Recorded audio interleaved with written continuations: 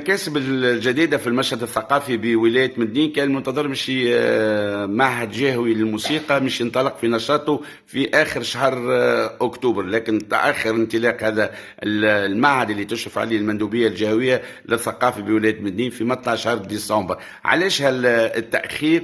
السيدة نعيمة الهدار المندوبة الجهوية للثقافة بولاية مدنين.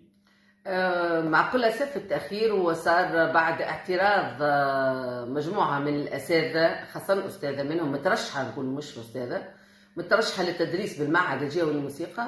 اعترضت أن القائمة بما أنها مش موجودة هي في القائمة، يعني بالتالي شافت اللي ما فماش شفافية، وشافت ما فماش يعني اعترضت على التقييم، عملية التقييم اللي هي كانت فعلا تقييم علمي بامتياز، لدرجة أن الوزارة دخلت وطلبت منا إعادة الفرز من جديد، وأن يكون عندنا مقرر على ضوء هو كيفاش تتم الاختيارات. وبالتالي كان الالتزام كيف المرة الأولى بمناشير اللي منظمة المعاهد هذه الجهوية والعمومية.